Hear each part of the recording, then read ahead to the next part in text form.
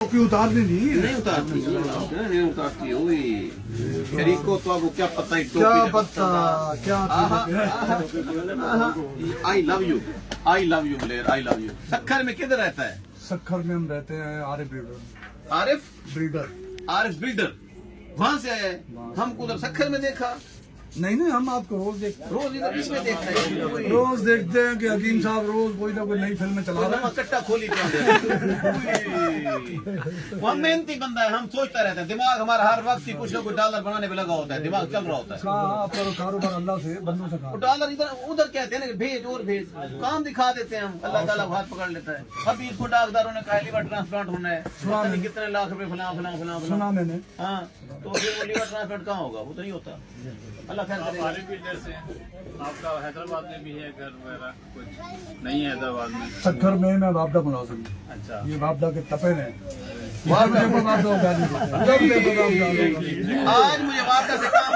आज मुझे वापडा से काम पड़ा हुआ है। मैं सुबह से सोच रहा हूँ कि अभी मैं एक्शन या एसडीओ को फोन करता हूँ। पता है काम मुझे क्या पड़ा हुआ है? ये जो बेनजीर ने वो इसने ये सब की आटा स्कीम, ये जो आटा स्कीम शुरू हुई है, जी वजीर आला मरियम नवाज भुट्टो ने जो की है शुरू, तो इसके मुतल्लिक मुझे बात करनी थी। तो उसके मुतल्लिक मैंने एहतजाज किया कि सारी दुनिया को उसने आटा दिया है, मैं को नहीं मिला। मैं ज्यादा गरीब हाँ, 2000 बंदे मैंने कौन डेली रोटी खाना, मैं के खाओ बल मैं गरीब नहीं। लोगों ने ढांडे भेज दीते, जानवर भेज दीते, बल मैं गरीब नहीं। गाल है मेरे घर अट्टा नहीं आया तो कहीं तो घर नहीं आया। ठीक है, मैं हुकूमत पंजाब जो एहतजाज करे ना कि तुसा ये जेड़ा लिस्टां बनाएन, तुसा ये विच दुगरदा जेड़ा मारिया है, असां इहदे खिलाफ एहतजाज करे सूं। लोकां दा हक तलब ते मदरे नाई दे घर जो अट्टा नहीं गया, ठीक थी गया। ये सब को गरीब मस्कीन आदमी ये है, इन्हां को लिस्ट जेड़ी बनाई गई है, लिस्ट डंडी मारी गई है, लिस्ट गलत बनाई ने। हुण मैं वजीर आला शुजाबाद लिस्ट मैं बने सा, मैं दसे सा भी अट्टा के को देवणे ते किने देवणे उंदे किते मेरे को एक्शन ते एसडीओ शुजाबाद दी हुण लोड नहीं रही, क्योंकि मैं प्लान बना के दे।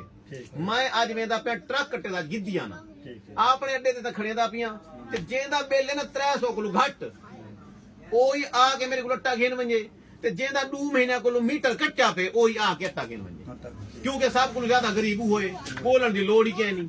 गाल मेरी सही है कि गलत है? मैं सही आख्या 300 किलो घट जेंदा बिजली दा बिल है 300 तक ओ अट्टे दा हकदार है, उनदे बाद बाकी सारा कूड़े इवें। मैं गरीब ठीक बोले चोरी दा मुजरम हैं, चोरी दा मुजरम ते बाद उनदे बाद जेड़ा बिया मैं ओ गोले अट्टे दा हकदार जिन्ना बंदे ओदे चोरी दे पर्चे थे। पता है चोरी लोग क्यों करें? तो दसो क्यों करें? खुशी को करें गुरबत तंग थी के कहीं साइकिल चातो ने, कहीं कुत्ती चोरी की तो ने, कहीं जानवर चोरी की तो ने ढकीज बैठे।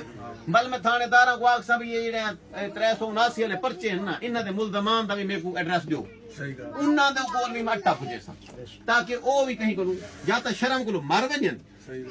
जेड़ा चोर एडा बड़ा चोर थेफ्ट वाला चोर उनके घर जो अट्टा देवन वैसा को शर्म ना आसी कि मैं किवें गिदे अट्टा। शर्मशार करना मकसद है ना, ते आवे घिने एनी जो भुख पै गई है बल लुकदा क्यों वदे जेंदो ते इस तरह दा पर्चा थी है सजा याफ्ता चोर असो को अट्टा दे। आज मैं थींदा पे टक कट्टा दा गिंदा पिया ते इंशाल्लाह काम शुरू करेंदा। ठीक है जैसे उसे सब को गिफ्ट देते, मेहरबानी शुक्रिया।